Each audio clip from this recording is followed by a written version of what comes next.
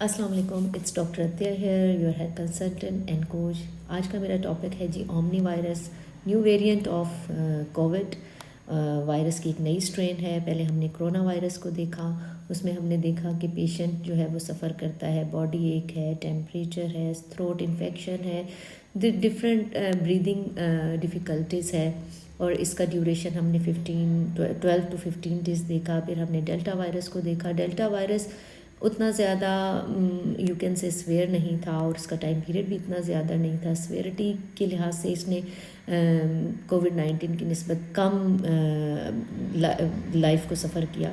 लेकिन अब जो ओमनी वायरस है, इट इज़ वेरी कंटेजियस, तेज़ी से फैल रहा है। और अगर इसके सिम्टम्स में देखा जाए तो टेम्परेचर जो 102 103 तक जाता है, फटीग बॉडी होती है, इसके अलावा थ्रोट ईचिंग होती है। लेकिन उसके साथ साथ जैसे हमने कोरोना वायरस में देखा कि सेंस ऑफ स्मेल और सेंस ऑफ टेस्ट चली जाती है, इसमें भूख का चला जाता है। तो पेशेंट अगर ये सिम्टम्स कंप्लेन कर रहा है तो डेफिनेटली उसका टेस्ट होना चाहिए। और आम टेस्ट जो है वो इस ओमनी वायरस का नहीं होता। ओमनी वायरस के लिए जो टेस्ट है वो है RT-PCR, और दूसरा जो टेस्ट है वो है जीनोमिक सीक्वेंसिंग। ये दो टेस्ट हैं जो ऑथेंटिक है, और अगर कोई लैब ऑथेंटिक है और उनके पास ये फैसिलिटीज़ हैं तो आप उनके टेस्ट के ऊपर रिलाई कर सकते हैं कि उनकी पॉजिटिव या नेगेटिव रिपोर्ट्स जो हैं उसके मुताबिक फिर पेशेंट को ट्रीट किया जाएगा। अब जब हम इसके ट्रीटमेंट की तरफ बात करते हैं तो डेफिनेटली सबसे पहले आपने अपने आप को सिक्योर करना है। मैंने आपको बताया इट इज़ वेरी कंटेजियस, और जो नेज़ल ड्रॉपलेट्स हैं या खांसना या छींकना, और अगर कोई बॉडी पर्सन इससे सफ़र कर रहा है वो छींकता है तो उसके जो ज़र्रात हैं जिसमें वो वायरस होते हैं वो हवा में तकरीबन 30 मीटर तक फैल जाते हैं, जिसमें वो वायरस प्रेजेंट होता है। तो अगर आप मास्क पहनते हैं और 1 घंटा वो वहाँ रहता है, तो अगर आप मास्क पहनते हैं और उस 30 मीटर के डिस्टेंस से गुजरते हैं और एक घंटा इर्द गिर्द आपके वो कंटेमिनेटेड इन्वायरमेंट है भी, तो आपने डेफिनेटली सबसे पहला स्टेप तो यही कर लिया कि आपने अपने को सेव कर लिया। तो आपने प्रोटेक्टेड रहना है थ्रू वेयरिंग द मास्क। दूसरी चीज़ ये है कि आपने डिस्टेंसिंग रखनी है, सोशल डिस्टेंसिंग का ख्याल रखना है, SOPs को फॉलो करना है, बॉडी को इम्यूनिटी रिच इन डाइट देनी है, बॉडी को हाइड्रेटेड रखना है, अच्छा take rest is very must in this situation.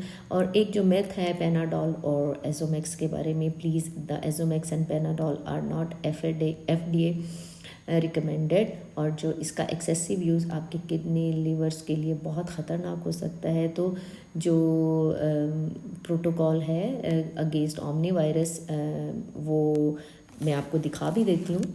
इसमें हमारे पास मोनोक्लोनल एंटीबायोटिक्स है, फ्लोक्सामीन है, पैक्सलोवेट है, मोलनुपिराविर है, आइवरमेक्टिन है।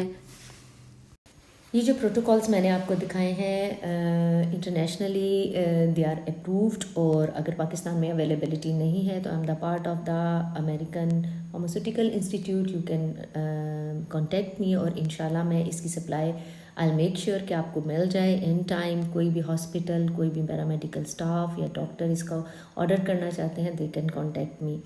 और इसके अलावा एक जो होम टोटका कह लें, रेमेडी कह लें, आपको पता है ड्राई जिंजर जिसको आप सूंड भी कहते हैं, इट इज़ एल्कलाइन, और जो हमारा नेज़ल जितना भी म्यूकस है, it is acidic environment, help in grow of the microbes, virus है, बैक्टीरिया है। तो जब आप सूंड हैं विच इज़ हाईली एल्कलाइन, अगर आप रात को और सुबह नेज़ल पे लगा के थोड़ा इसको खींचते हैं अंदर की तरफ, तो एल्कलाइन इन्वायरमेंट एसिडिक इन्वायरमेंट के साथ मिलकर कोई के अगेंस्ट जाकर इस माइक्रोब्स की ग्रोथ को किल कर सकता है। तो आप अपने नेज़ल पाथ को सेफ रख सकते हैं।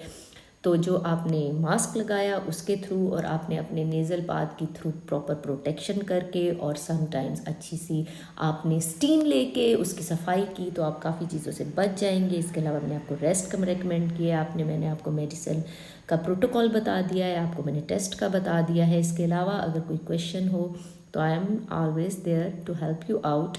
और थ्रू डाइट मेरे इंशाल्लाह लेक्चर आते रहेंगे जो आपको मुख्तलिफ डिजीज़ के अगेंस्ट आपकी जो डिफेंसिव लाइन है उसको बहुत ज़्यादा है इतना प्रिपेयर कर देंगे कि you can fight against the different disease. खुश रहें, अपना ख्याल रखें और दुआ में याद रखेगा। अल्लाह हाफ़िज़।